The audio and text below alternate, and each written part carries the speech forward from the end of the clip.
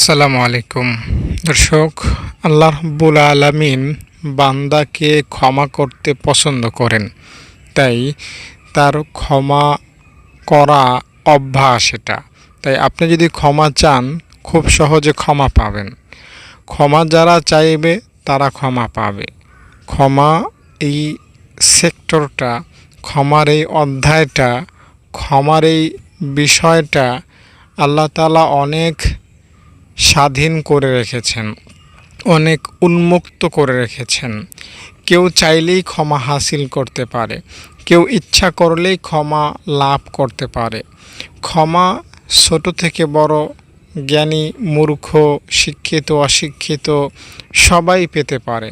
ক্ষমা পাওয়ার জন্য কোরআন হাদিস মুখস্থ করার দরকার হয় না। ক্ষমা পাওয়ার জন্য মক্কা মদিনায় যেতে হয় না। ক্ষমা পাওয়ার জন্য মসজিদে বসে থাকতে হয় না। ক্ষমার স্তরটা, ক্ষমার এই অধ্যায়টা আল্লাহ তাআলা অনেক ব্যাপক করে দিয়েছেন। তাই আপনি ক্ষমা চাইলেই ক্ষমা পাবেন। যুগে যুগে কত মানুষকে আল্লাহ তাআলা ক্ষমা করেছেন। ইব্রাহিম আদহাম রহমতুল্লাহি আলাইহি নামে একজন বাদশা ছিলেন। তার ঘটনা আপনারা জানেন। তিনি বলখের বাদশা ছিলেন। তিনি এই বাদশাহী ছেড়ে এমন তাওবা করেছেন যে রব্বে কারিম তাকে এমন সম্মান দিয়েছেন এবং এমন ক্ষমতা দিয়েছেন যা দুনিয়ার প্রতিটি মানুষের কাছে স্মরণীয় হয়ে আছে। ইব্রাহিম বিন আদহাম তিনি তার বাদশাহী ছেড়ে চলে গেলেন। লোকেরা তাকে খুঁজতে লাগলেন। অনেক দিন পর তার একজন উজির মন্ত্রী ইব্রাহিম বিন আদহামকে একটা নদীর কিনারায় বসে থাকতে দেখলেন। তাকে পেয়ে জিজ্ঞেস করলেন, বাদশাহ জনাব, আপনি আমাদের ছেড়ে চলে এসেছেন, আমরা আপনাকে হন্য হয়ে খুঁজতেছি, আপনি বাদশাহী ছেড়ে কি পেয়েছেন? ইব্রাহিম বিন আদহাম তখন একটা সুই নদীর মধ্যে নিক্ষেপ করলেন। পানির নিচে সুইটা ডুবে গেল। কিছুক্ষণ পর ইব্রাহিম বিন আদহাম নদীর মাছকে লক্ষ্য করে বললেন, হ্যাঁ নদীর মাছ, কে আছো? সুইটা উত্তোলন করে আমার কাছে ফিরিয়ে দাও। ইব্রাহিম বিন আদহাম এই কথা বলার সঙ্গে সঙ্গে একটা মাছ সুইটা মুখে করে ইব্রাহিম বিন আদহামের কাছে পৌঁছে দিয়েছে। তখন ইব্রাহিম বিন আদহাম বললেন যে, হে আমার মন্ত্রী, দেখো, আমি এই বাদশাহী ছেড়ে এই বাদশাহী পেয়েছি। আগে তো আমার কথা শুধু মানুষ শুনতো, এখন আমার কথা মাছ, পশু পাখি সব কিছুতেই শোনে। আমার হুকুম সবাই মানে, সবাই আমাকে শ্রদ্ধা করে। তো এই ইব্রাহিম বিন আদহাম তিনি একজন মানুষ ছিলেন, আমরাও একজন মানুষ।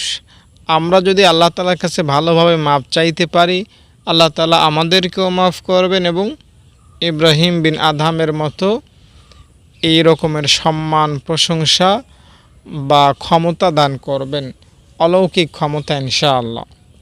দর্শক, তাই আসুন আমরা ভালোভাবে তাওবা করি, সব সময় আল্লাহ তাআলার দিকে রুজু থাকি। কখনোই অন্য কারো কাছে ক্ষমা চাইব না, অন্য কারো কাছে হাত পাতব না, চাইব তো আল্লাহ তাআলার কাছে। বিপদে পড়লে, গুনাহ করলে, অসহায় হয়ে পড়লে আল্লাহ তাআলার কাছে চাইব। আল্লাহ তাআলা দেনওয়ালা। দর্শক, একটা ঘটনা আপনাকে শোনাই। বাদশাহ হারুনুর রশিদ একবার একজন আল্লাহওয়ালা লোক বাহলুলকে বলল যে, বাহলুল, তোমার যদি কোনো কিছু দরকার হয় আমাকে বলো, আমি তোমাকে দিব। বাহলুল বলল, আমার 3টা জিনিস দরকার, আপনি আমাকে দিতে পারবেন? বাদশাহ বললেন, হ্যাঁ, আমার এত এত টাকা পয়সা, এত এত ক্ষমতা, তোমার 3টা প্রয়োজন মাত্র আমি পূরণ করতে পারবো না, এটা হয়? বলো কি দরকার তোমার? বাহলুল বলল যে, আমার 1 নম্বর প্রয়োজন হইল, আমাকে আপনি কিয়ামত পর্যন্ত হায়াত দিয়ে দেন।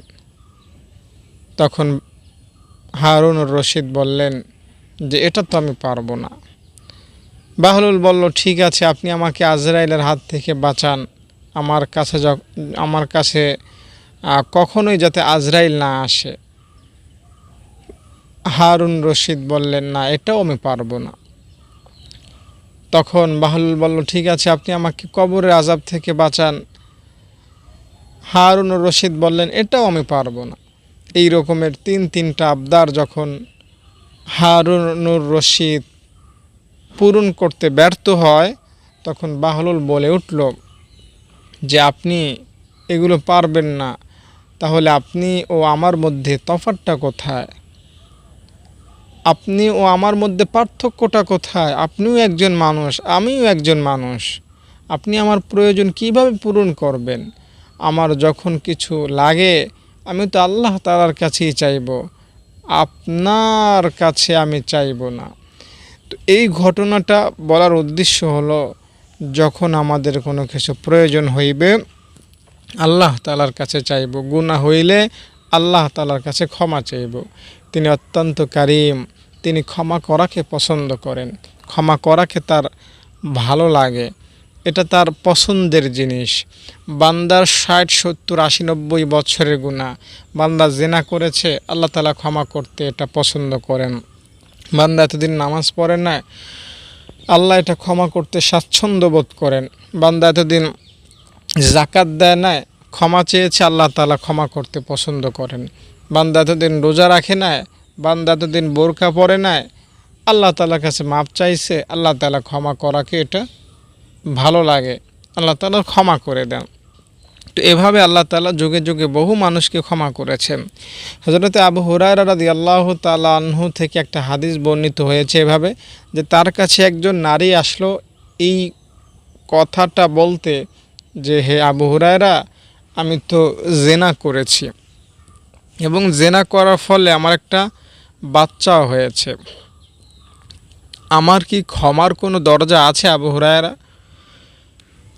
আবু হুরায়রা তাকে গরম সুরে বললেন যে, জেনা করেছ, বাচ্চা জন্ম দিয়েছ, আবার ক্ষমার আশা করতেছ, এত বড় সাহস তোমার?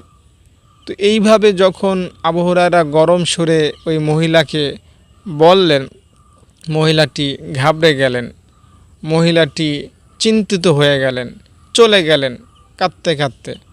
তো আবু হুরায়রা নবীজির কাছে গেলেন এবং বললেন, ইয়া রাসূলুল্লাহ, একটা মহিলা আমার কাছে এসেছে, জেনা করেছে, সেটা আমাকে বলেছে এবং আল্লাহ তাআলা তাকে ক্ষমা করবেন কিনা সেটা আমার কাছ থেকে জানতে চাইছে। আমি বলে দিয়েছি তোমার ক্ষমা নাই। তো আবু হুরায়রা রাদিয়াল্লাহু তাআলা আনহুকে তখন নবীজি বললেন, আবু হুরায়রা, এটা কোনো কথা বললা? তুমি তো নিজেই ধ্বংস হয়ে গেছো, তার ক্ষমা নাই, এত বড় কথা তোমাকে কে বলতে বলেছে? তখন আবু হুরায়রা অস্থির হয়ে গেলেন। আবু হুরায়রা অনেকটা দ্রুতগামী ঘোড়ার মতো দৌড়াতে লাগলেন ওই মহিলার কাছে যাওয়ার জন্য। লোকেরা বলতে লাগলেন যে, আবু হুরায়রাকে আমরা কখনোই এত জোরে দৌড়াতে দেখিনি। তো দৌড়াতে দৌড়াতে ওই নারীর কাছে গেলেন আর বললেন, বোন, ভুল বলেছি আগেরটা, এখন নবীজির থেকে শুনে এসেছি, কোনো সমস্যা নাই, আল্লাহর কাছে মাপ চাও, আল্লাহ মাফ করে দিবেন। তো এটাই হলো ইসলাম। আপনি যত বড়ই গুনাহ করেন না কেন, ক্ষমার দরজা আপনার জন্য মৃত্যুর আগ পর্যন্ত খোলা আছে। আপনি ক্ষমার দরজা মৃত্যুর আগ পর্যন্ত খোলা পাবেন। আজরাইল যতক্ষণ না আসে ততক্ষণ আমরা স্বাভাবিকভাবে শ্বাস নিঃশ্বাস নিতে পারি। আমাদের জন্য শ্বাস নিঃশ্বাস নেওয়াকে আল্লাহ তাআলা বন্ধ করে দেননি বা দিবেন না ইনশাআল্লাহ।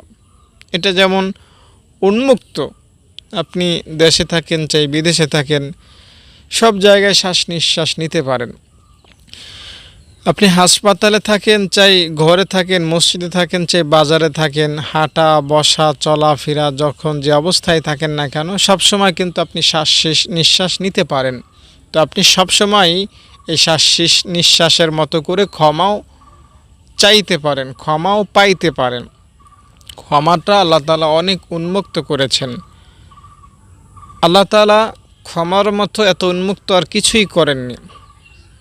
দর্শক, যখন বৃষ্টি হয় তখন জমিন ভিজে যায়, কোথাও আর শুকনো থাকে না, ঠিক না? তো বৃষ্টির মতো করে আল্লাহ তাআলা ক্ষমার দরজা রেখেছেন। বৃষ্টি যেমন সব জায়গায় ভিজিয়ে দেয়, ক্ষমা আপনার সব গুনাহকে, ইস্তেগফার, তাওবা, এগুলো আপনার সব গুনাহকে ভাসিয়ে নিয়ে যায়, শেষ করে দেয়। তাই আল্লাহ তাআলার কাছে ক্ষমা চান। আমার মুখে এই কথাটি আপনি হয়তো বহুবার শুনেছেন। আমরা মানুষ, ফেরেশতা না। আর মানুষের স্বভাব হলো গুনাহ করা। কোনো মানুষের পক্ষে গুনাহ থেকে বেঁচে থাকা সম্ভব না। আপনি চাইলেও গুনাহ থেকে বেঁচে থাকতে পারবেন না। কারণ দুইটা বা তিনটা কারণ বলতে পারি। একটা তো হইল আপনার মধ্যে গুনাহ করার কি আছে, ইচ্ছা আছে। মনে করেন আপনি, আচ্ছা আমি বলতেছি কথাটা। আর একটা হইল আপনি শয়তানের নিয়ন্ত্রণে আছেন। আর একটা হইল আপনি এমন সমাজে বাস করতেছেন যেই সমাজের সর্বত্রই গুনাহের কাজ। তো এই তিনটা বিশেষ কারণে আপনি গুনাহ করেন। বুঝতে পেরেছেন? তো আপনি যদি মনে করেন এমন একটা জায়গায় থাকতেন, বসবাস করতেন যেখানে গুনাহ নাই, যেখানে মানুষ নাই, জনমানবহীন একটা মরুভূমির উপরে আপনি আছেন একা, আর কেউই নাই ওইখানে।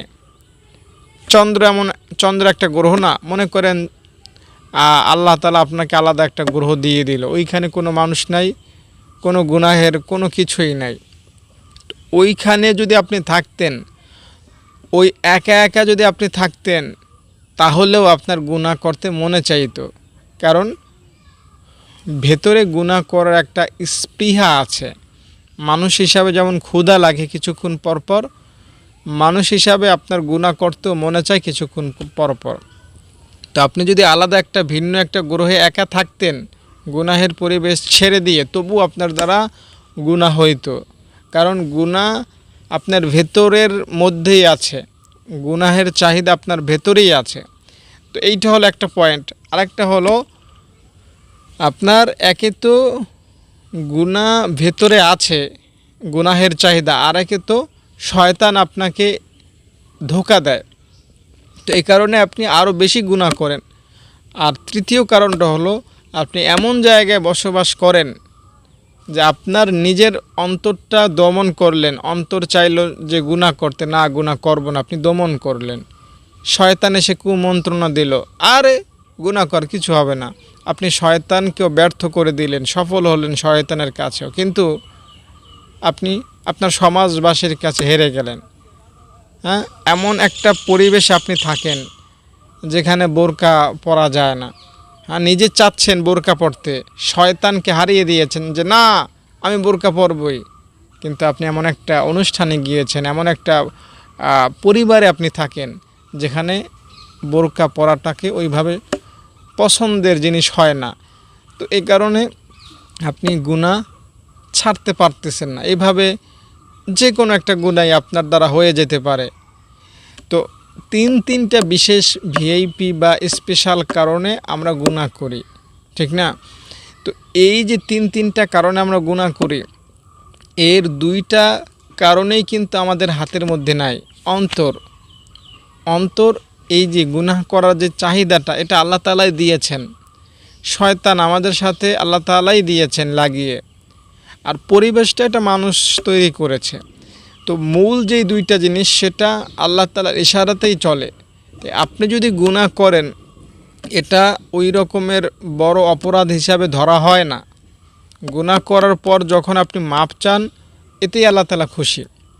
আচ্ছা, হাদিস থেকে আপনাকে আমি পড়ে যদি শোনাইতে পারি, আপনি অবশ্যই খুশি হবেন। দর্শক, হাদিস শরীফের মধ্যে চমৎকার একটা কথা আছে যে আল্লাহ রাব্বুল আলামিনের কাছে কেউ যদি মাপ চায়, আল্লাহ তাআলা খুশি হন এবং তার অতীত জীবনের গুনাহ আল্লাহ তাআলা মাফ করে দেন। হাদিসটা হইল এমন যে মানুষ যদি গুনাহ না করত, আল্লাহ তাআলা নতুন এক জাতি, নতুন এক সম্প্রদায় তৈরি করতেন যারা গুনাহ করত, এরপর আল্লাহ তাআলার কাছে মাপ চাইতো, আর আল্লাহ তাআলা তাদেরকে মাফ করে দিতেন। তো গুনাহ হওয়াটা আপনার দ্বারা অসম্ভবের কিছু না। আপনি জানেন আদম আলাইহিস সালাম, তার মতো মানুষ আমরা না। তার সাথে তুলনা করাও বোকামি। কোথায় হাতি আর কোথায় পিপিলিকা, কোনো তুলনা চলে? তো আমি হাতির সাথে আদম আলাইহিস সালামকে তুলনা করছি না, কেউ ভুল বুঝবেন না, সহজে বোঝানোর জন্য বললাম। আদম আলাইহিস সালামের দাম, মান, শান, ক্ষমতা এটা অনন্য, এটা বলে বোঝানো দরকার হয় না আমাদের। তো আদম আলাইহিস সালাম এত মহান একজন মানুষ যাকে আল্লাহ তাআলা নিজে বানিয়েছেন। এই আদম আলাইহিস সালামই পারেন না শয়তানের ধোঁকা থেকে বেঁচে থাকতে। শয়তান এত পাওয়ারফুল, এত ক্ষমতাধর যে শয়তান আদম আলাইহিস সালামকে ফুসলিয়ে ভুলিয়ে ওই গন্ধম ফল খাওয়াই ছাড়ছেন। তো এই শয়তানের কাছে আমাদের আদি পিতাই ব্যর্থ হয়েছেন, আর আমরা তো তার ছেলে সন্তান, আমরা তো আরও আগে ব্যর্থ হব। তাই আপনি আমি যখন গুনাহ করি, এটা আল্লাহ তাআলা ওই রকমভাবে বড়ভাবে দেখেন না। আপনি আমি যদি আল্লাহ তাআলার কাছে ক্ষমা চাই, এতেই আল্লাহ তাআলা খুশি। বুঝতে পেরেছেন? এতেই আল্লাহ রাব্বুল আলামিন খুশি। আল্লাহ রাব্বুল আলামিন এতেই আমাদের জন্য জান্নাতের ব্যবস্থা করে দেবেন। শুধু ক্ষমা চাওয়ার অভ্যাসটা অন্তরের মধ্যে ফিট করুন। দেখুন, আল্লাহ রাব্বুল আলামিনের কাছে যারাই ক্ষমা চেয়েছে অতীতে, তারাই ক্ষমা পেয়েছে। আল্লাহ তাআলা এমন কোনো ব্যক্তি নাই যার জন্য ক্ষমার দরজা খোলা রাখেন নাই। দুনিয়ার প্রতিটি মানুষের জন্য, বিশেষ করে আমাদের জন্য, এই 2024 সালের মানুষদের জন্য ক্ষমার দরজাটা আরও সহজ। একটা হাদিস আমি পড়েছি, হাদিসটির সারমর্ম কথা আপনাদেরকে শোনাই। হাদিসটিতে এসেছে এই 2024 সালে যারা আমল করবে, 10%ও আমল করবে যারা, তারাও জান্নাত পাবে। মানে আল্লাহ তাআলার যত বিধিবিধান আছে তার 10%ও যদি আপনি মানতে পারেন, 10 ভাগও যদি আপনি মানতে পারেন, তবু আল্লাহ তাআলা আপনাকে ইনশাল্লাহ বিনা হিসাবে জান্নাতের মেহমান বানাইবেন। বুঝতে পেরেছেন? তো 10%, আপনি মনে করেন 100 ভাগের 10 ভাগ, এটা কিন্তু অনেক কম মানে অনেক কম। এই 10 ভাগ আমল করা, এটা আমাদের জন্য খুবই সহজ একটা জিনিস। আপনি আমল করুন 10 ভাগ, 10% আমল করুন, আল্লাহ তাআলা আপনাকে অনেক বেশি সুখে রাখবেন, ক্ষমা করবেন, নাজাত দিবেন। আল্লাহ তাআলা আপনাকে মুক্তি দিবেন, দয়া করবেন, আপনাকে অনুগ্রহ করবেন এবং ক্ষমা করে জান্নাতে দাখিল করবেন। দেখুন, আদম আলাইহিস সালামকে আল্লাহ তাআলা সৃষ্টি করে জান্নাতে রেখেছেন। বাবার বাড়ি উত্তরাধিকারী হিসাবে সন্তান পায়, ঠিক না? সন্তানরা পায়। আমাদের বাবা হচ্ছেন আদম, আমরা হলাম তার সন্তান।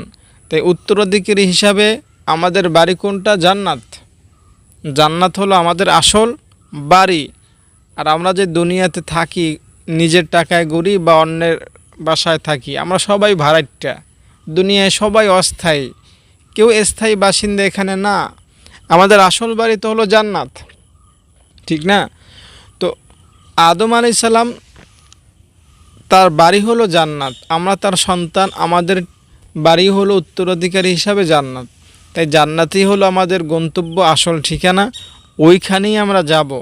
আল্লাহ তাআলা ইনশাল্লাহ আমাদেরকে ওইখানেই দাখিল করবেন, প্রবেশ করার অনুমতি দিবেন, যদি একটু ক্ষমা চাওয়ার অভ্যাস নিজের মধ্যে আনতে পারি। তো ক্ষমা চান, সকালে, দুপুরে, রাতে, প্রকাশ্যে, গোপনে, একা, লোকালয়ে, সব সময় ক্ষমা চাওয়ার অভ্যাস করুন। ক্ষমা যে চাইতে জানে, ক্ষমা যে চাইতে পারে, ক্ষমা চাওয়ার অভ্যাস যার মধ্যে এসে গেছে, তার মতো সফল, তার মতো প্রকৃত মানুষ, সার্থক মানুষ, সফল মানুষ আর দ্বিতীয়টা হতেই পারে না। তাই ক্ষমা চাওয়াকে অভ্যাস বানান, ক্ষমা চাওয়াকে নিজের একটা পেশা বানান, আল্লাহ তাআলা খুশি হবেন। অনেকভাবে ক্ষমা চাওয়া যায়। আপনি আস্তাগফিরুল্লাহ পড়ার মাধ্যমে ক্ষমা চাইতে পারেন, লা ইলাহা ইল্লাল্লাহ বলার মাধ্যমে ক্ষমা চাইতে পারেন, সুবহানাল্লাহ, আল্লাহু আকবার, এই দোয়াগুলো পড়ার মাধ্যমে ক্ষমা চাইতে পারেন। বিশেষ করে কোরআনে যে সকল রব্বানা দিয়ে দোয়া এসেছে সেগুলো পড়ার মাধ্যমেও ক্ষমা চাইতে পারেন। আল্লাহ তাআলার কাছে ক্ষমা চাইবেন, ক্ষমা পাবেন। ক্ষমা না চাইলে ব্যর্থ হবেন, তাই ক্ষমা চান। যেই কাজে আল্লাহ তাআলা খুশি সেই কাজটা আপনি যদি করেন তো আল্লাহ তাআলা আপনাকে খুশি করবেন। বিশ্বাস করেন, আপনি চাই বেনামাজি হন, বেরোজগার হন, বেপরদায় চলেন, সুদখোর হন, ঘুষখোর হন, ওটা আমি কোনো আলোচনায় আনতে চাচ্ছি না। আমি শুধু এই মেসেজটাই আপনাকে দিচ্ছি, ক্ষমা চাওয়ার অভ্যাস যদি আপনার মধ্যে থাকে প্রকৃতভাবে, শুধু মুখে মুখে না, অন্তরের সাথে মুখে যদি ক্ষমা চাওয়ার অভ্যাস আপনার মধ্যে থাকে তো আপনার ব্যাকগ্রাউন্ড যেমন হোক, যত খারাপই হোক, দিন শেষে আপনি জান্নাত পাবেন, দিন শেষে আপনি ক্ষমা পাবেন। এটা আপনি লিখে রাখুন। কারণ যারা ক্ষমা চায় তাদের আশেপাশে আযাব আসতে পারে না। যেমন পয়গম্বর ইউনুস আলাইহিস সালামের জাতি, তারা ইউনুস নবীকে পাত্তা দিতে লাগলো না, কোনো সম্মান দিতে লাগলো না। ইউনুস নবীকে তারা একদম পুতুলের মতো মনে করতে লাগলো। আরে ইউনুস ইউনুস তুমি এসেছো, বসো বসো, তোমাকে খাবার দিই, তুমি এসেছো না, তোমার জায়গা নেই, যাও যাও যাও। মানে ইউনুসকে তারা মানে কোনো সম্মান দিত না। একটা গাধাকে মানুষ যতটুকু সম্মান দেয়, আস্তাগফিরুল্লাহ, নবীজির শানে এমন কথা বলা ঠিক না, আমি সহজে বোঝানোর জন্য বললাম যে ইউনুস আলাইহিস সালামকে তার জাতি ন্যূনতম সম্মানটুকু দিত না। নূহ আলাইহিস সালামকে তারা কিভাবে অপমান করত, নূহ আলাইহিস সালামকে তারা সামাজিকভাবে বয়কট পর্যন্ত করেছে। নূহ নবী এই রাস্তা দিয়ে এসেছে, তারা এই রাস্তা ত্যাগ করেছে। নূহ নবী ওই রাস্তা দিয়ে হেঁটেছে, তারা ওই রাস্তাই বর্জন করে দিয়েছে। নূহ নবী কোথাও কথা বলতেছে, তারা পাশ কাটিয়ে চলে গিয়েছে। এভাবে ইউনুস আলাইহিস, প্রতিটা নবী, আমাদের নবীজি সাল্লাল্লাহু আলাইহি সাল্লাম কত কষ্ট করেছেন। নবীজির কথা, নবীজির কাজ কাফেররা অপছন্দ করত। শুধু তাই না, তারা নবীকে গালাগালি করা, থুতু নিক্ষেপ করা, পাথর নিক্ষেপ করা, জেলখানায় বন্দি করা, হত্যার ষড়যন্ত্র করা, কি করে না কাফেররা। তো প্রতিটা নবীজির সাথেই সেম কাজ হয়েছে। তো ইউনুস আলাইহিস সালামকে কোনো পাত্তাই তারা দিতে লাগলো না। তো ইউনুস আলাইহিস সালাম লাস্ট একটা কথা তাদেরকে বলে চলে গেলেন যে দেখো, আমাকে তোমরা তো পাত্তা দিচ্ছ না, আগামীকাল তোমরা সবাই ধ্বংস হয়ে যাবে, আল্লাহ আযাব দিবে। তো ইউনুসের কথা তারা কোনো পাত্তাই দিতে লাগলো না। পরের দিন যখন আকাশটা একদম কালো হয়ে গেল, যখন আযাব আসবে এরকম ভাব হলো, তখন সবাই বুঝলো যে ইউনুস তো আসলেই মনে হয় আল্লাহর নবী, সে তো সত্যই বলেছে, আমরা তো এখনই মারা যাব সবাই, আযাব যেইভাবে আসতেছে। তো ওই সময় তারা কি করলো, বুদ্ধি করে তারা আল্লাহ তাআলার কাছে ক্ষমা চাইল, আল্লাহ তাআলার কাছে মাপ চাইল, যার ফলশ্রুতিতে আল্লাহ তাআলা কি করলেন, তাদেরকে মাফ করে দিলেন, তাদেরকে ক্ষমা করে দিলেন। ইউনুস আলাইহিস সালামের সেই জাতির পদ হারা, যাদের উপর আযাব আসার উপক্রম হয়েছে এবং তারা আযাব থেকে বাঁচতে পেরেছে, তাদের বাঁচার জন্য যেই দোয়াটা ছিল, তারা যে দোয়াটা পড়ে কি বলে আযাব থেকে বেঁচে ফিরেছিল, সেই দোয়াটা আমি যদি আপনাদের সাথে একটু শেয়ার করি তাহলে আমি আপনাদেরকে বলবো, দোয়াটা আমি আপনাদেরকে একটু বের করে বলতে চাচ্ছি।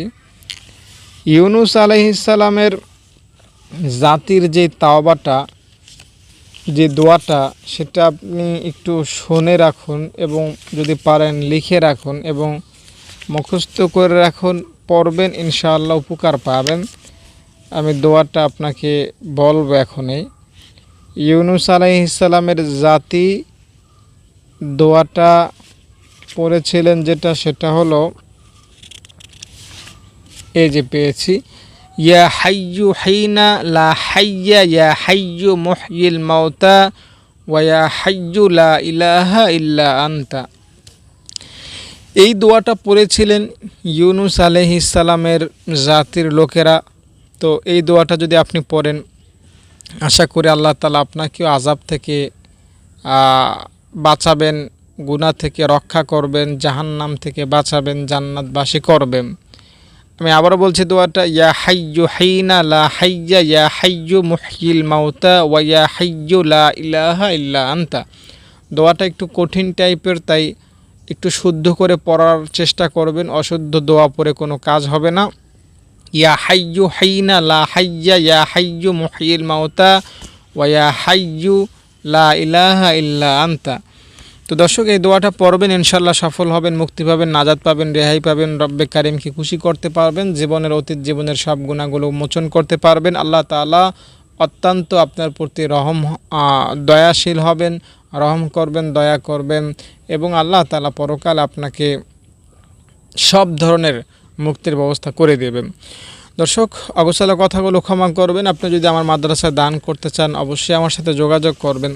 আমার মাদ্রাসায় এতিম অসহায় ছাত্রীরা পড়াশোনা করেন, থাকেন, খান, তাদের দেখাশোনা, খাবার দাবার সব কিছু আমার দায়িত্বে থাকে। তো আপনারা দান করে এসেছেন এতদিন, আশা করি ভবিষ্যতেও দান করবেন। আপনাদের দানের উসিলাতেই মাদ্রাসাটা টিকে আছে। আমি প্রত্যেকটা ভিডিওতে এই কথাগুলো বলি। যদি আপনারা আশেপাশে যারা আসছেন দেখে যান, তাহলে বুঝতে পারবেন যে আমাদের মাদ্রাসাটা এখন কত বড় হয়েছে এবং কতজন ছাত্রী আছে, তাদের সকালে কি খাওয়ানো হয়, দুপুরে এবং রাতে কি খাওয়ানো হয়, তাদেরকে কতজন টিচার পড়াশোনা করাচ্ছেন, এগুলো যদি চোখে এসে দেখে যান তাহলেই বুঝতে পারবেন যে আসলে কত টাকা এখানে খরচ হইতে পারে।